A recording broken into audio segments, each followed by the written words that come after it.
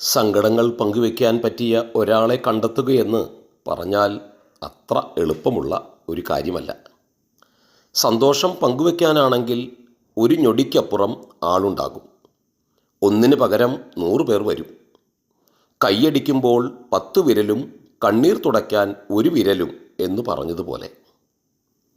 സങ്കടം പറയാൻ പ്രത്യേകിച്ചൊരു കൂട്ടില്ലാത്തതുകൊണ്ട് കണ്ണിൽ കണ്ടവരോടെല്ലാം സങ്കടം പറയുന്ന നിസ്സഹായരായ ചില സാധു മനുഷ്യരുണ്ട്. ചിലർ അവരുടെ സമയം പോകാൻ വേണ്ടി വെറുതെ കേട്ടിരിക്കും. ചിലരൊക്കെ മുഷിച്ചിൽ പ്രകടിപ്പിച്ച് സ്ഥലം കാലിയാക്കും. ചിലരാണെങ്കിൽ മുഷിച്ചിൽ തോന്നിയാലും ആളെ പിണക്കേണ്ടെന്ന് കരുതി യാന്ത്രികമായി കേട്ടിരിക്കും. കേൾക്കുന്നതായി അഭിനയിക്കും എന്ന് പറയുന്നതാവും ശരി. എല്ലാം പറഞ്ഞു തീർന്ന് എഴുന്നേറ്റ് പോകുമ്പോൾ ആലോചിച്ചിട്ടുണ്ടോ നിങ്ങൾ അവരിൽ പലരും അത്രയും നേരം ഉള്ളിൽ ചിരിക്കുകയായിരുന്നെന്ന്? അത് നേരിട്ടറിയാൻ നമ്മളിലൊരു പാതിയെ അവിടെ നിർത്തിയിട്ട് പോകാൻ നമുക്ക് കഴിയില്ലല്ലോ. നമ്മളെ മനസ്സിലാക്കുന്ന, നമ്മളെ ആത്മാർത്ഥതയോടെ കേട്ടിരിക്കാൻ തയ്യാറുള്ള ഒരാളുണ്ടെങ്കിൽ അവർക്ക് മുന്നിൽ മനസ്സൊന്ന് പെയ്തിറങ്ങിയാൽ അവിടെ തീരും ചിലപ്പോൾ നമ്മുടെ എത്ര വലിയ സങ്കടങ്ങളും. എല്ലാം ക്ഷമയോടെ കേട്ട് ഒടുവിൽ നമ്മുടെ കണ്ണു നിറയുമ്പോൾ പോട്ടെ സാരമില്ലടോ എന്ന് പറയാൻ, അല്ലെങ്കിൽ ചേർത്ത് പിടിച്ചുകൊണ്ട് ഞാനില്ലേ കൂടെ, നീ പേടിക്കണ്ട എന്ന് പറയാൻ ഒരാളുണ്ടെന്നതിലും വലിയ എന്തു ഭാഗ്യമാണ് ഒരു മനുഷ്യന് വേണ്ടത്. നമ്മുടെ വേദനകളെ സ്വന്തം വേദനകളെ പോലെ മനസ്സിലാക്കാൻ പറ്റിയ ഒരാൾ, അത് പ്രണയമാകട്ടെ, സൗഹൃദമാകട്ടെ, ബന്ധങ്ങളാകട്ടെ, നമ്മളെ മനസ്സിലാക്കുന്ന ഒരാളുണ്ടെങ്കിൽ മനോഹരമാവില്ലേ ജീവിതം?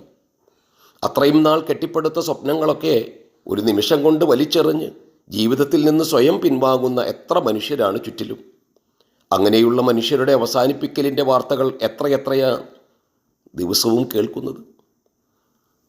ഒന്ന് മനസ്സ് തുറക്കാൻ ഒരാളുണ്ടായിരുന്നെങ്കിൽ ജീവിതത്തിലേക്ക് മടങ്ങുമായിരുന്നു അവരിൽ പലരും. അവരുടെ വേദനയുടെ ഭാരം സ്വയം കരഞ്ഞു തീർക്കാവുന്നതാവില്ല. ആ ഭാരമെന്ന് ഇറക്കി വയ്ക്കാൻ ആരെങ്കിലും ഒരാളെ അവരെത്ര തിരഞ്ഞു കാണും? അന്വേഷണത്തിൻ്റെ അവസാനം ആരുമില്ലെന്ന തിരിച്ചറിവിലാകില്ലേ സ്വയം അവസാനിപ്പിക്കാൻ അവർ മനസ്സൊരുക്കിയത്. വേദനകൾക്ക് മേൽ പുഞ്ചിരികളെ ഒട്ടിച്ചു വെച്ചവരാണ് ചുറ്റിനുമുള്ള ഒട്ടുമിക്ക മനുഷ്യരും. ഹൃദയം കൊണ്ട് അടുത്താൽ മാത്രം മനസ്സിലാക്കാൻ പറ്റുന്ന വിധത്തിൽ മൗനത്തിൻ്റെ തടവറയിൽ സങ്കടങ്ങളെ ഒളിപ്പിച്ചവരാണവർ. അത് മനസ്സിലാക്കാൻ അങ്ങനെയൊരാൾ ഇല്ല എങ്കിൽ അവർ പിന്നെ എന്തു ചെയ്യാനാണ്? പലർക്കും അങ്ങനെയൊരാളെ കിട്ടാത്തത് കൊണ്ടല്ല. തിരഞ്ഞു ചെന്നാൽ ചിലപ്പോൾ തേടിയതിനേക്കാൾ മനോഹരമായതിൽ എത്തിച്ചേർന്നേക്കാം. പക്ഷേ ഭയമാണവർക്ക്. സമൂഹത്തെയും ചില വേലിക്കെട്ടുകൾ തീർത്തുകൊണ്ട് ചുറ്റിനുമുള്ള ചില മനുഷ്യരെയും.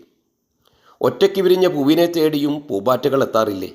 ചിലർ നമ്മളിലേക്ക് തിരഞ്ഞു വരും, ചിലരിലേക്ക് നമ്മൾ തിരഞ്ഞു ചെല്ലണം.